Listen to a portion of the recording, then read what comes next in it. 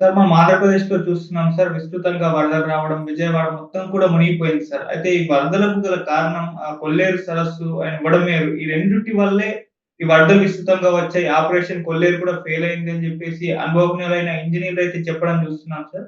అసలేం జరిగింది కొల్లేరులో గానివ్వండి, ఇప్పుడు బుడమేరులో కానివ్వండి, వరదలు ఇంత ఎత్తున రావడానికి గల కారణాలేంటి సార్?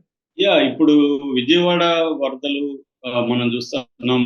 ఆగస్టు 30, 31 తేదీ 36 గంటల్లో 26 సెంటీమీటర్ల వర్షం అనేది కురిసింది. 2005 తర్వాత ఇది అతిపెద్ద వర్షం.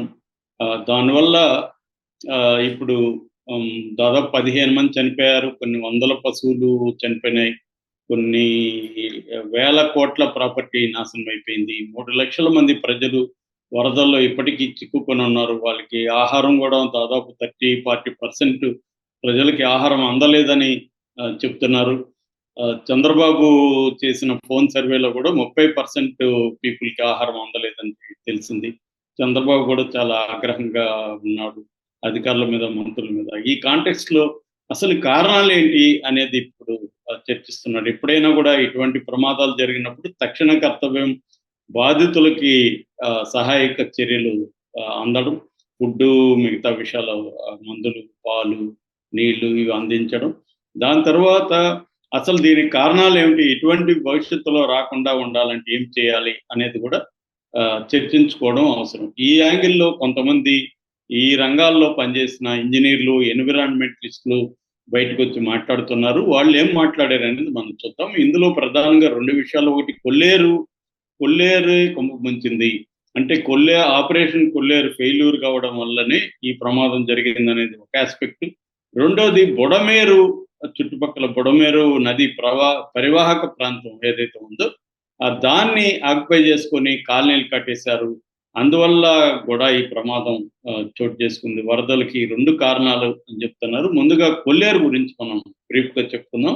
కొల్లేరు అనేది ఇటు ఏలూరు, వెస్ట్ గోదావరి జిల్లాల మధ్య 12 మండలాల్లో 2,22,300 ఎకరాల విస్తీర్ణంలో ఉంటదన్నమాట.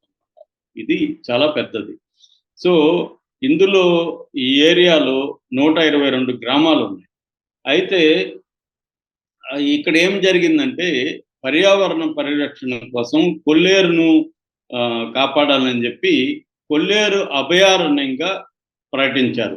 77,138 ఎకరాల్ని కొల్లేరు అభయారణ్యం అంటే శాంక్చురీ, దాన్ని ప్రొటెక్ట్ చేయాల్సిన ప్రాంతంగా చేశారు. ఇక్కడ మామూలుగా కొల్లేరులోకి ఇప్పుడు బుడమేరు వల్లనే కదా విజయవాడ జరిగింది. బుడమేరు, రామిలేరు, తమ్మిలేరు, గుండేరు, ఎల్లకాల్వ ఈ వాగులు నదులు కొల్లేరులోకి వెళ్తాయన్నమాట. అందువల్ల కొల్లేరులోకి వెళ్ళి కొల్లేరు నుంచి పెదయండ్లగాడ దగ్గర ఒక వంతెన ఉంది. ఆ వంతెన ద్వారా సముద్రంలోకి వెళ్తాయి వాటర్. ఇది ప్రాసెస్ అన్నమాట. ఇప్పుడు ఈ ప్రాసెస్‌ని డిస్టర్బ్ చేశారు.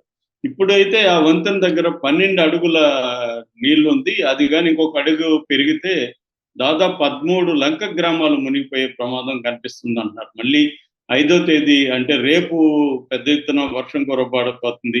అల్పపీడనం బంగాళాఖాతంలో రాబోతుందని కూడా వార్తలొస్తున్నాయి.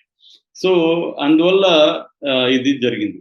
సో, ఇప్పుడు ఆపరేషన్ కొల్లేరు అనే దాన్ని అనౌన్స్ చేశారు. ఈ ఆపరేషన్ కొల్లేరు ఏందంటే, ఈ కొల్లేరు ప్రాంతంలో చేపల చెరువులు అంటే దాదాపు ఆహ్, వేలాది ఎకరాలలో చేపల చెరువులు, రొయ్యల చెరువులు వేసేసుకున్నారు. దానివల్ల కొల్లేరు ముఖద్వారం అంతా చెరువులతో నిండిపోయింది. ఈ చేపల చెరువులు, రొయ్యల చెరువుతో. అందుకని దీన్ని తొలగించడం కోసం ఆపరేషన్ కొల్లేరు అనే పేరుతో 2006లో 25,142 ఎకరాల్లో ఉండే చెరువుల్ని తొలగించి కట్టారు. కానీ దాని తర్వాత దాగిపోయింది. ఆగిపోయి ఇంకా 15,000 ఎకరాల్లో ఇప్పటికి కూడా ఈ రొయ్యల చెరువులు, చేపల చెరువులు ఉండిపోయినాయి.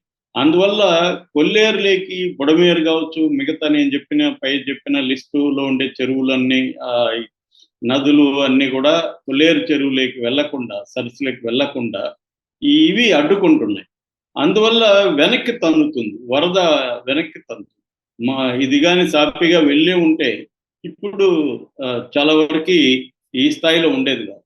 ఇది బేసిక్గా కొల్లేరు ముఖద్వారాన్ని ఈ రొయ్యల చెరువులు, చేపల చెరువులు ఆక్యుపై చేసేసి బుడమేరు నుంచి మిగతా నదుల నుంచి, వాగుల నుంచి వెళ్ళే వాటరు కొల్లేరు లేక్ సాఫీగా వెళ్లకుండా అడ్డుపడుతున్నాయి.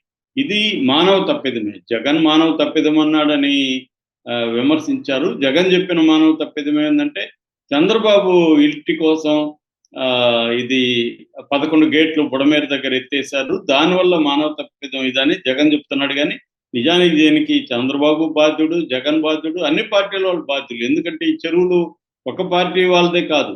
ఏ పార్టీ అధికారంలో ఉంటే ఆ పార్టీకి చెందిన వాళ్ళు ఆక్యుపై చేస్తూ ఉన్నారు. మనం ఇప్పుడు హైదరాబాద్లో చూస్తున్నాం కదా, అదే జరుగుతుంది ప్రతి చోట కూడా. సో ఇది ఒక రకంగా ఈ కొల్లేరు చెరువుని, కొల్లేరు సరస్సుని పరిరక్షించకపోవడం వల్లే ఈ ప్రమాదం జరిగిందనేది ఒక ఆస్పెక్ట్. ఇక రెండోది బుడమేరు. బుడమేరు మైలవరం కొండల్లో పెద్ద వాగు అనమాట ఇది. దీని నిజానికి మేజర్ డ్రెయిన్ అని పిలుస్తారు. పెద్ద నది కూడా కాదు, మేజర్ డ్రెయిన్ అంటారు అనమాట. ఇది అరిగిపల్లి, కొండపల్లి ఈ 2 కొండల మధ్య గుండా మొదలయ్యి ప్రవహిస్తుంది. కృష్ణా గోదావరి పరివాహక ప్రాంతం గుండా వస్తుంది అనమాట. యాన్యువల్ గా దీని కెపాసిటీ 10 నుంచి 11,000 క్యూసెక్కుల వాటర్ మాత్రమే. అంటే ఎంతో తక్కువ కెపాసిటీ ఉన్న ఒక పెద్ద వాగుగా మనం చెప్పుకోవచ్చు. అయితే దీనికి ఏమవుతుందంటే కృష్ణా గోదావరి పరివాహక ప్రాంతాల మధ్య ఇది ఉంటది. దీంట్లో 2005లో 75,000 క్యూసెక్కుల వాటరు అప్పుడు వచ్చింది. అప్పుడు కూడా వరదలు వచ్చాయి మనకి. 2009లో కూడా ఈ ప్రాబ్లం వచ్చింది. ఇప్పుడు కొత్తగా మనకి ఇప్పుడు వచ్చింది 45,000. అంటే 2005లో వచ్చిన దానికంటే కూడా ఇప్పుడు తక్కువే వచ్చాయి. కానీ ఇప్పుడు ప్రమాదం ఎక్కువ జరిగింది. దానికి కారణాలు కూడా నేను తర్వాత చెప్తాను. ఏదేమైనా బుడమేరు అనేది ఇప్పుడు వాటర్ ఎక్కువ వచ్చాయి. అందుకని 2009లోనే బుడమేరు ఒడ్డున రీటైనింగ్ వాల్ నిర్మించాలని ఇంజనీర్లు చాలా మంది సలహాలు ఇచ్చారు ప్రభుత్వానికి. ప్రభుత్వం నిర్మించడానికి కొంత ట్రై చేసింది, కానీ మళ్ళీ అది ఆగిపోయింది. రిటైనింగ్ వాల్ గా నుండి ఇప్పుడు వేలాది మంది సేఫ్ గా ఉండేవాళ్ళు. అది కాలేదు. మనకి కృష్ణాలంక దగ్గర రిటైనింగ్ వాల్ చంద్రబాబు పీరియడ్లో స్టార్ట్ అయ్యి జగన్ పీరియడ్లో కంప్లీట్ అయింది.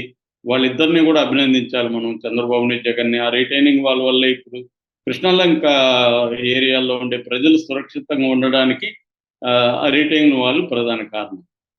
అయితే బుడమేరుకి అది జరగలేదు.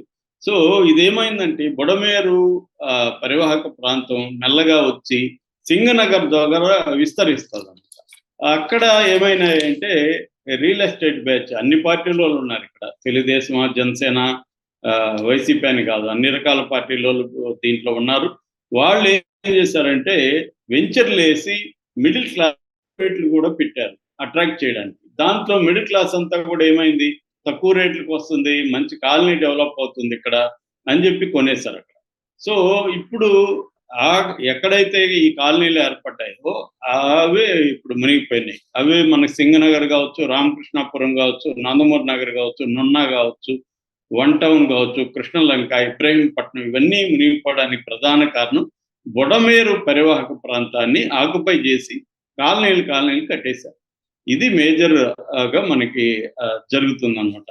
సో ఇది మామూలుగా అయితే బుడమేరు డ్రైన్ కి డైవర్స్ కెనాల్ ఒకటి ఉంది. దాన్ని రెగ్యులేటర్ ఉంటది. అక్కడ 11 గేట్లు ఉంటాయన్నమాట. ఈ 11 గేట్లని మొన్న ఎత్తేసారు.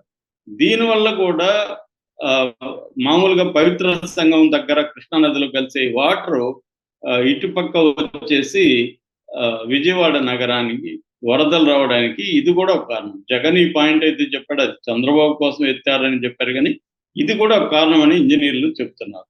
సో ప్రధానంగా 2 కారణాలు. ఒకటి, కొల్లేరు సరస్సుని ఆక్యుపై చేసిన ఈ రొయ్యల చెరువులు, చేపల చెరువులు, దానివల్ల ఈ వాగులన్నీ అటు పోకుండా రివర్స్ వరద తన్నింది. అట్లాగే బుడమేరు ని ఆక్యుపై చేసి బుడమేరు కోర్సుని ఆక్యుపై చేసేసరికి ఆ బుడమేరు వాటర్ అంతా కూడా ఆ కాలనీలకి వెళ్ళిపోవాల్సిన పరిస్థితి ఏర్పడింది. ఈ 2 ప్రధాన కారణాలు అని చెప్తున్నారు. ఇప్పటికైనా కూడా చంద్రబాబు ప్రభుత్వం ఈ కారణాలను విశ్లేషించి జగన్ను ఇంకొకరిని తిడుతూ కూర్చోకుండా ఇప్పుడు ఏం చేయాలి, ఈ ఆక్యుపేషన్స్ ని ఎలా తొలగించాలి దాని కాలువని ఎలా మళ్ళీ పునరుద్ధరించాలి, దాని కెపాసిటీని కూడా పెంచాల్సిన అవసరం ఉంది. 11,000 క్యూసెక్కుల నుంచి దాన్ని 40,000 30,000 స్థాయికి కూడా పెంచాల్సిన అవసరం ఉంది. అట్లాగే ఆపరేషన్ కొల్లేరును మళ్ళీ పునరుద్ధరించి 15,000 ఎకరాల్లో ఉండే చెరువులన్నీ, ఈ చేపల చెరువులు, రొయ్యల చెరువులు, వీటన్నిటిని కూడా తొలగించి దాన్ని క్లియర్ చేయాల్సిన అవసరం ఉంది. ఇవి జరగకపోతే భవిష్యత్తులో విజయవాడకి ఇంకా సివియర్ ముంపు వచ్చే అవకాశం అయితే ఉంది. Okay sir. Thank you so much.